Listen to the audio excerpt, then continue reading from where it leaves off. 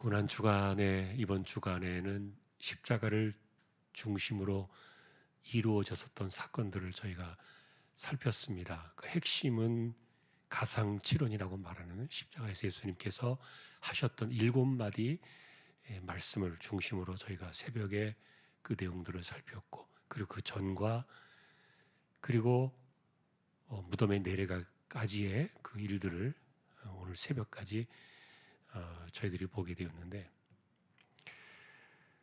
오늘 우리가 다시 이제 이 저녁에 이 내용을 보면서 성경대로 그것을 응하게 하시려고 이렇게 하셨다라는 것들을 이제 우리가 살펴보려고 하는데, 실제로 우리가 복음서에 이렇게 흩어진 내용들을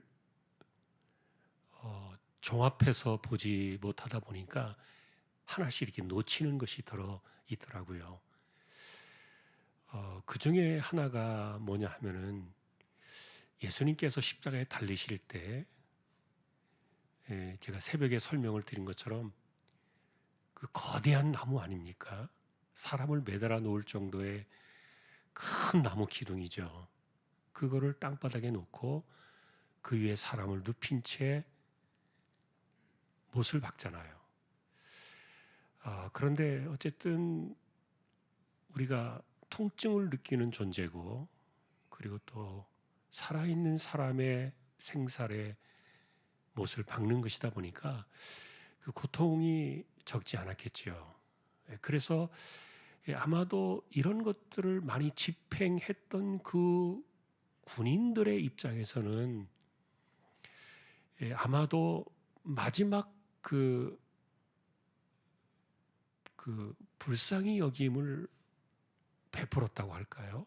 그래서 그 마취제 같은 그 진통제라고 할까요? 마취제라고 할까요? 그런 그 몰약이 약간 그런 성향이 있거든요.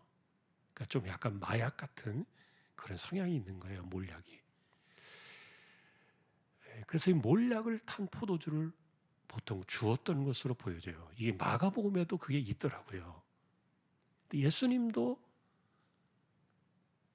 그걸 받으셨어요. 그런데 먹지는 않았습니다. 그래서 이제 놓쳤던 부분들 가운데 하나를 보니까 십자가에 못 박기 전에 군인들이 마지막 그 은총을 이제 베풀려고 몰약을 탄 포도주를 준 적이 있다. 그러나 먹지 않았습니다.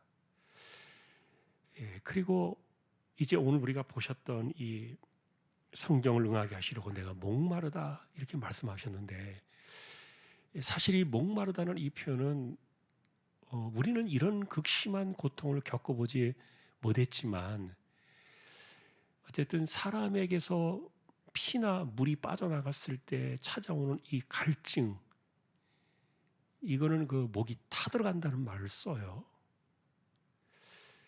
굉장히 이렇게 좀 쉽게 말하면 목을 막 칼로 송곳으로 찌르는 것 같은 그런 고통 가운데 목마름의 갈증이 찾아오는 건데, 그런데 이것이 이제 성경을 응하게 하시려고 그랬다는 거예요.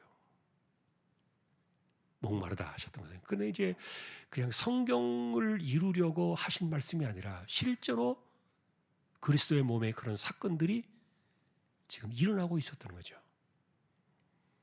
자, 요 이야기를 좀 먼저 한다면,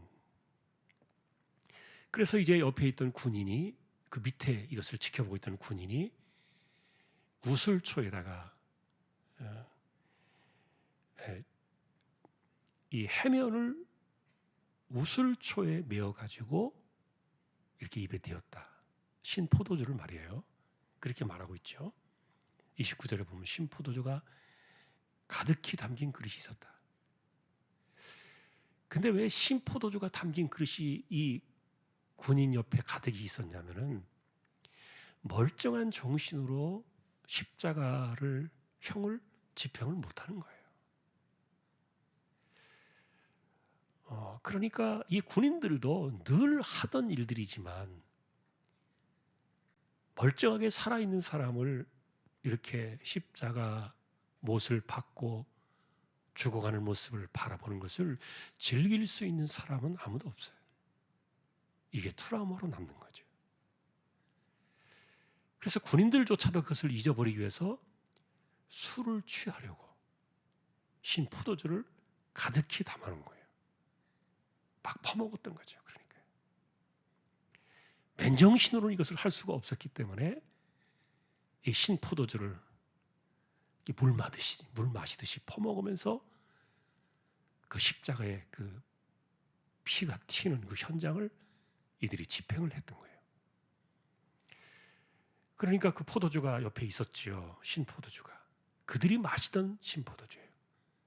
이것을 해면에 적셔가지고 우슬초에 매달아서 예수님에게 이렇게 올려주었는데, 그런데 요한복음에 보니까 받으셨다는 말은 나오는데 먹었다는 말은 없어요. 끝까지 입에 대지 않으신 겁니다. 그래서 어쨌든 예수님께서는 인간의 몸으로 견뎌낼 수 있는 마지막 한계를 다 지금 받아내고 계셨다.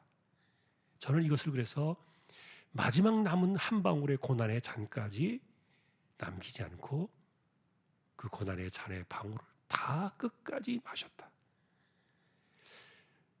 그것이 바로 목마르다라고 하셨던 그 내용이라고 봐요. 철저하게 어쨌든 받으셔야 될, 우리가 받아야 될, 그러니까 그분이 받으셔야 될 고난은 아니었죠. 우리가 받아야 될 이 저주의 고난을 남김없이 다 받으신 거예요. 처음에 아까 그래서 몰약 이야기부터 제가 꺼낸 이야기가 그것 때문입니다. 몰약을 탄 포도주를 주었지만 먹지 않으셨다. 그리고 마지막에 이렇게 신포도주를 받으셔야 할 마치 이렇게 우리 말하면 소위 우리의 오장육부를 송곳으로 찌르는 것 같은 그런 그 극심한 갈증에 있음에도 불구하고 주님 그것을 거부하셨다. 이것이 다 성경을 응하게 하시려고 그랬다는 거죠. 근데 여러분 생각해 보시면 사실 성경을 응하게 하시려고 이렇게 하셨다는 이 말은 그가 성경을 내신 분이기 때문에 이 표현이 가능한 거예요. 우리는 그렇게 할 수 없어요. 우리가 무슨 뭘 성경을 얼마나 안다고. 그리고 성경의 뜻이 무엇인지 우리가 뭐 어떻게 분별한다고 우리가 성경대로 하겠다고 우리가 그런 말을 하겠습니까? 그러나 이분은 성경을 내신 분이에요. 그리고 이 땅에 말씀이셨던 그분이 육신을 입고 이 땅에 오신 분이었기 때문에 그분이 말씀 그 자체셨잖아요. 그러니까 그것을 이루게 하시려고 이렇게 하셨다는 이 말은 이미 이런 모든 사건들이 하늘의 사건으로 이미 예고되어 있었던 거예요. 다 그리고 이런 것들은 기록이 되어 있었던 거예요. 그러니까 우리는 사실 그때 일들이 그냥 그 2000년 전 십자가에 있었던 그날의 사건들이 이렇게 처형이 집행되어져 가는 그런 과정들 속에서 된 거라고 생각할지 모르겠지만 그러나 이것은 이미 오래전에 아버지와 아들과 성령의 서약 가운데 그 내용들이 성경을 통해서 이미 다 밝혀진 것이었어요. 그리고 이것은 그분은 말씀을 내셨던 분이었기 때문에 그리고 이 하늘 사건에 이미 구체적으로 세부적으로 그것이 무엇인가를 다 서명을 하시고 그 말씀을 내신 그분이었기 때문에 그래서 성경을 응하게 하시려고 그렇게 하셨다. 그래서 여러분 우리가 새벽에도 그 말씀을 생각했습니다만 다 이루었다. 이 선언은 사실 하늘 사건의 완결을 마침표를 찍는 그런 외침이었거든요. 돌이켜보니까요. 예수님께서 제자들에게 우리도 기도를 좀 가르쳐 주세요. 그랬더니 예수님께서 우리가 보통 말하는 주기도라는 그 기도를 가르쳐 주셨어요. 너희는 이렇게 기도하라. 그러면서 이렇게 시작합니다. 하늘에 계신 우리 아버지여, 이름이 거룩히 여김을 받으시오며 나라에 임하옵시며, 그 다음에 뜻이 하늘에서 이루어진 것 같이 땅에서도 이루어지이다. 하늘에서 이루어진 하나님의 뜻이 이 땅에서도 이루어지기를 비는 그런 기도를 하라는 거예요.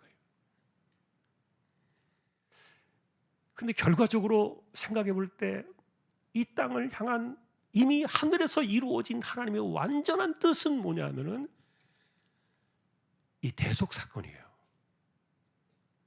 아들을 제물로 내어주시겠다는. 이것보다 더 큰 하나님의 뜻은 없거든요. 그러니까 이미 아버지와 아들과 성령은 이것이 유일한 구원의 길이었기 때문에, 생명을 나누어주는 유일한 길이었기 때문에 이미 하늘에서 이것은 다 결정이 난 사건들이었던 거예요. 하늘에서는 하나님의 뜻 가운데 다 이루어진 사건이었단 말이에요. 그것이 지금 이 땅에서 이루어지고 있었던 거예요. 우리 역시 그것을 기도하라 그러셨는데, 이 땅을 향하신 하나님의 구원 사건, 세상을 건지시려고 자기 아들을 내어주실 수밖에 없었던 이 하늘에서 이루어진 그 하나님의 뜻이 이 땅에서 아들을 통하여 이루어지기를 바라는 이 거룩한 기도를 우리에게 가르쳐 주셨다, 그런 생각이 들어요. 주님의 기도 속에는 이런 것들이 다 들어있었겠구나. 사실 이 땅을 살아가는 우리에게 있어서 가장 위대한 기도는 그거니까요. 여러분, 이 세상을 향하신 하나님의 가장 큰 뜻이 뭐라고 생각하세요? 아들을 통하여 주신 이 엄청난 구원 사건 속에서 한 생명도 잃어버리지 않는 것이, 이것이 아버지의 뜻이다. 예수님 그러셨거든요. 요한복음에서.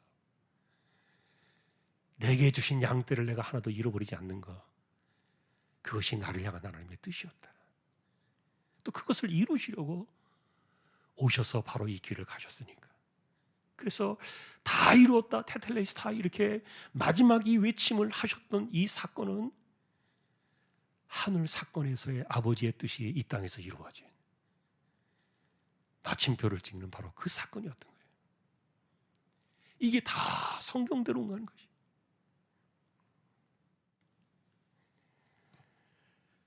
성경대로 이런 것들이 다 이루어졌다는 이 말은 아까도 말했던 것처럼 그분들이 이미 다 계획을 하시고 약속을 하시고 거기에 서명을 하시고, 그 서약서에 맹세 언약이라 히브리서는 그렇게 말했어요. 그 하늘의 언약을 가리켜 말하기를 맹세 언약이다 그랬는데, 성부, 성자, 성령께서 하나님 그분의 이름으로, 성삼위 하나님의 이름으로 거기에 맹세 언약을 하셨던 거예요.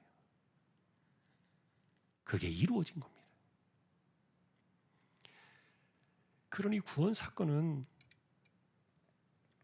사실 우리가 할 수 있는 것도 없고 보탤 수 있는 것도 없고, 우리가 뭐 알든 모르든 간에 내가 이해를 해야 하고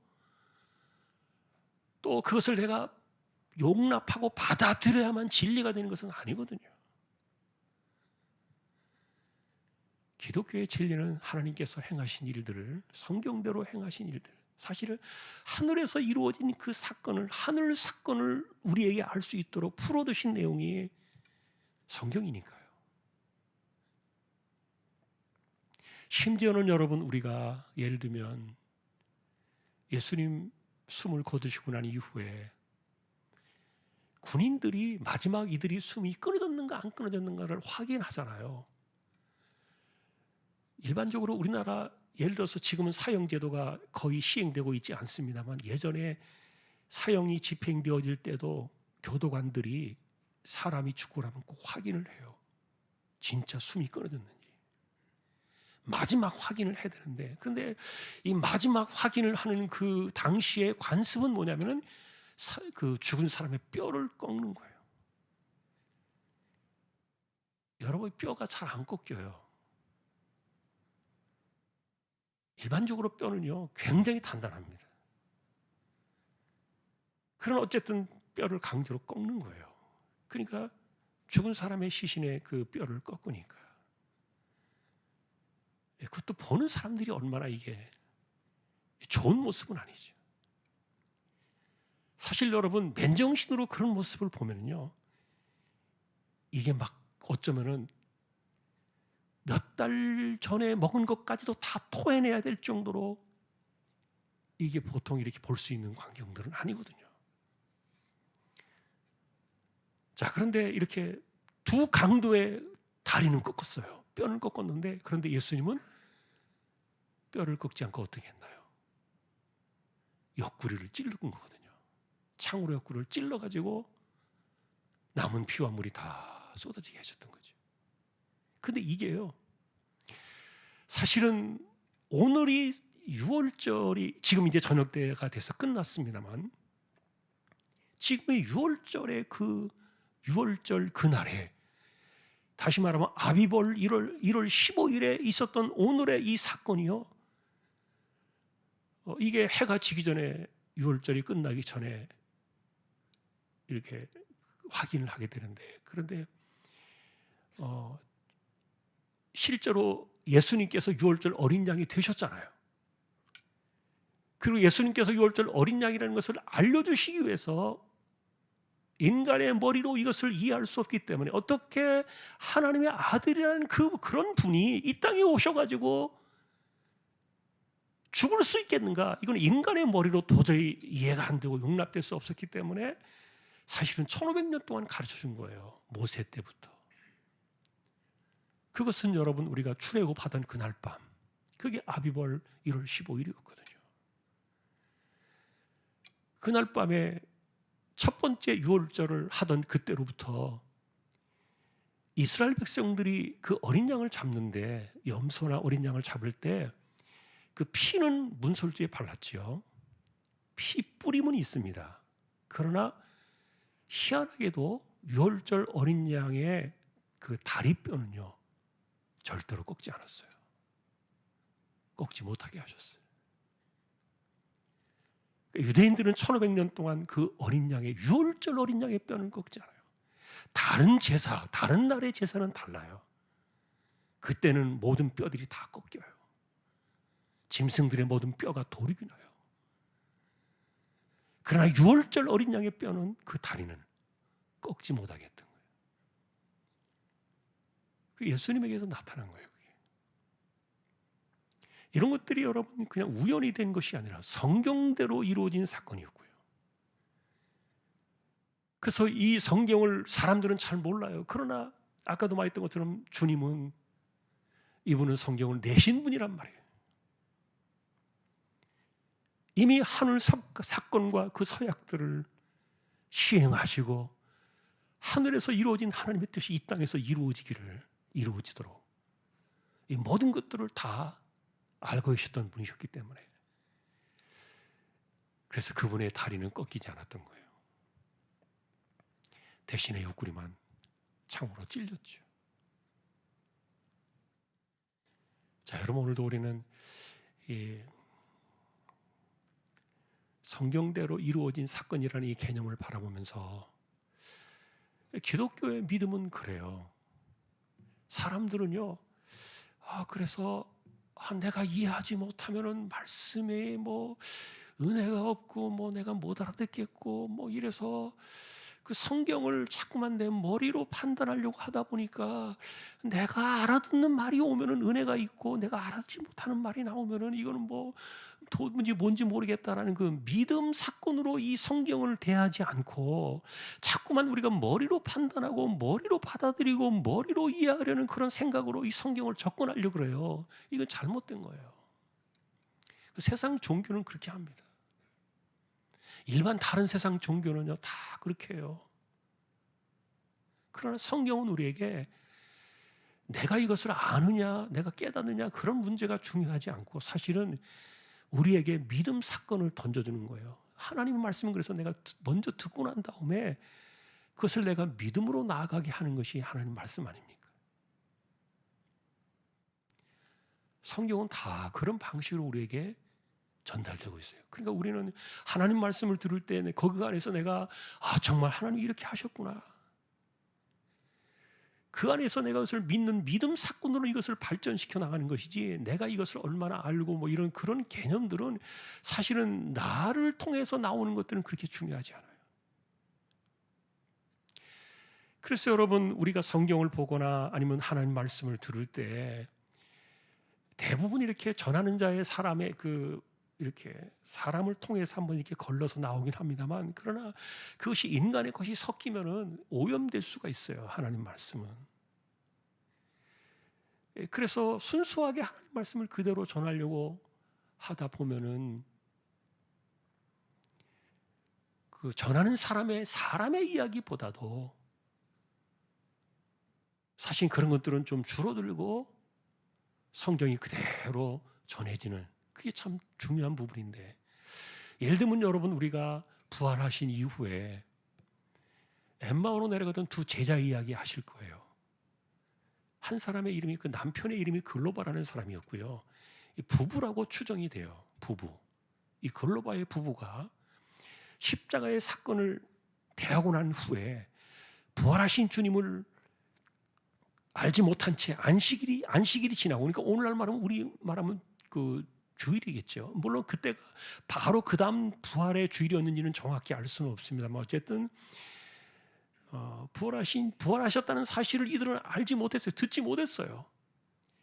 그래서 여전히 십자가만의 그 트라우마를 가슴에 안고 낙심한 채 고향으로 내려가고 있었는데, 그 엠마오로 내려가는 그 길에서 예수님이 함께 동행하셨잖아요. 그런데 우리가 늘 던진 질문이 그거 아닙니까? 지금 이 사람들이 얼마나 낙심을 합니까? 예수님의 그 십자가까지만 알았기 때문에, 부활하신 주님을 말씀해 주셨다면 얼마나 기쁘고 그 낙심이 그냥 이렇게 정말 크게 기쁨으로 변화되어지고 그럴 텐데 말하지 않으셨어요, 예수님께서. 그래서 우리는 왜 그랬는가를 예전에 한번 말한 적이 있어요. 예를 들면은 걱정하면서 내려가는, 한숨이 땅이 꺼지도록 걱정하는 그들을 향해서 등을 또닥거리면서, 걱정하지 마라. 내가 십자가에 달렸다가 다시 돌아온 바로 그리스도다. 내가 너의 주다. 왜냐하면 부활하신 주의 그 모습은 우리의 육안으로 이렇게 쉽게 볼 수 있는 그런 모습이 아니었거든요. 이거는 부활의 영광과 그 부활의 몸은 달랐기 때문에 알아볼 수 없었잖아요. 그래서 예수님께서 말해주지 않으시면 모르는 거예요. 그런데 빨리 말해주면 좋잖아요.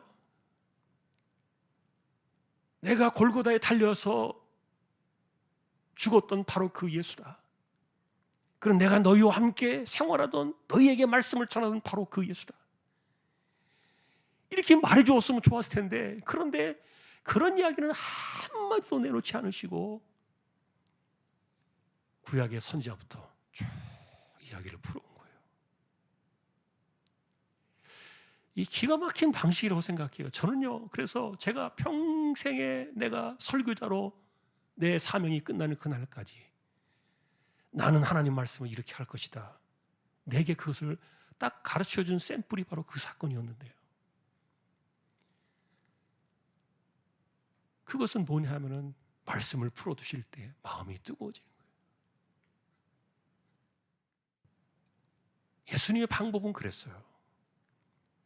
진리를 알게 하시는 것은. 그러니까 하나님 말씀을 듣고 그 하나님 말씀을 믿는 가운데 그 말씀이 풀어져 나올 때 우리 안에서 성령의 감동이 일어나고 믿음 사건이 일어나고, 그래서 그 말씀을 다 듣고 나니까 문이 열렸던 거예요.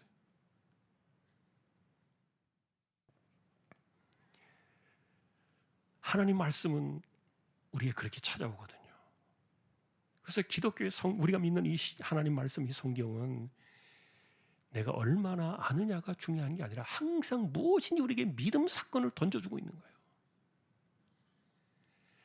내가 이것을 얼마나 할 수 있느냐 안 할 수 있느냐 그런 거 다 떠나서 나와는 상관없이 이것은 그 말씀 그대로 우리에게 던져진 채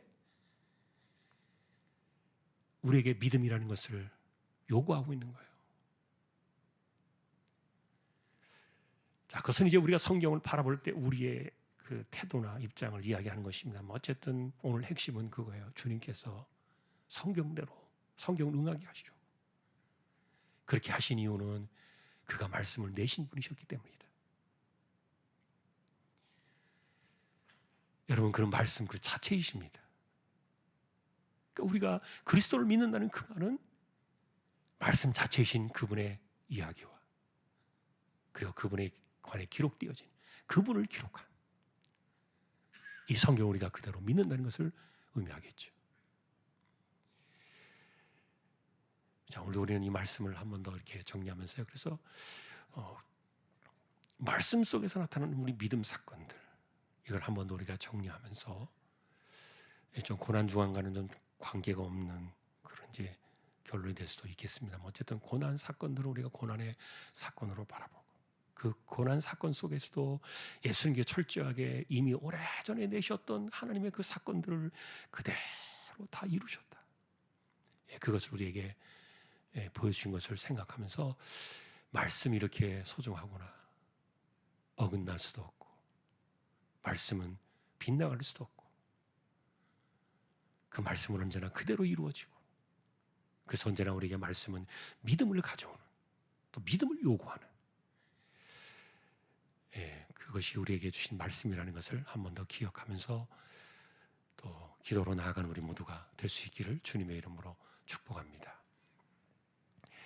오늘도 우리가 함께 기도를 드리겠는데 똑같이 눈을 감고 우리가 손을 가볍게 들고 주여 한 번만 외치고 주님을 묵상하며 말씀대로 마지막 순간까지 그것을 이루어 가셨던 그 주님의 뜻을 기억하고 말씀이 우리에게 믿음이 되기를 소망하는 그런 기도를 드렸으면 좋겠습니다. 우리 함께 주여 외치고 기도로 나가겠습니다.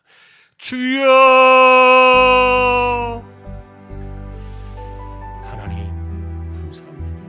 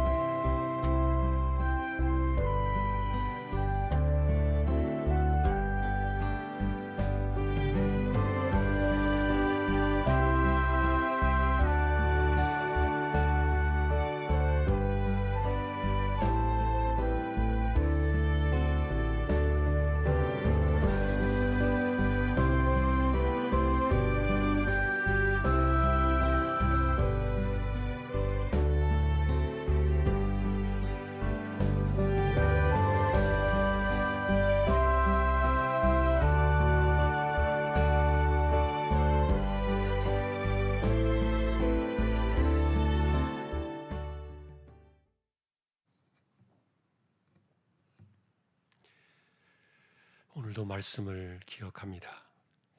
이 땅에 오시기 전부터 모든 것을 다 계획하시고 그리고 서약하시고 그것을 우리에게 말씀으로 내셨던 그것을 그대로 다 이루시려고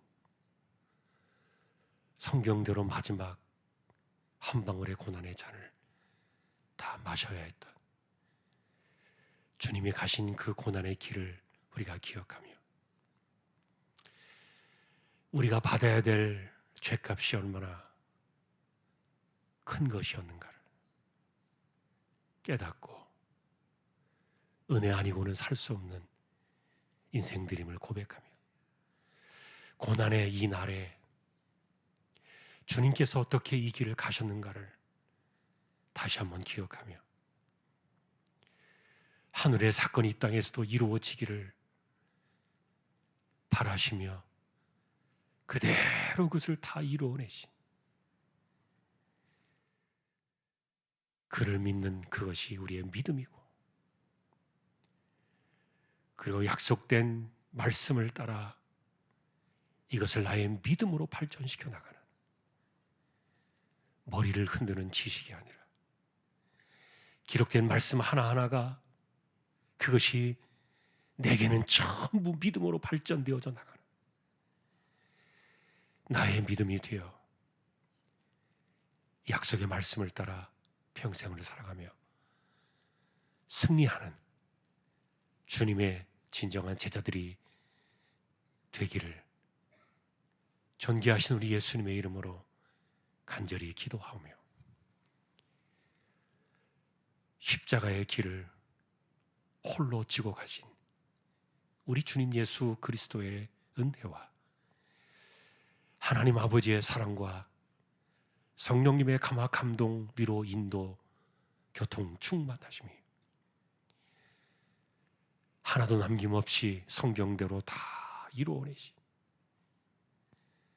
주님의 구원 사건 속에서 우리가 살고 있음을 기억하며 약속의 말씀 안에서 믿음의 깊이를 더해가기를 소망하는 우리 모든 심령들 조항의 가족들 위해 이제로부터 영원까지 함께 있을지어다. 아멘.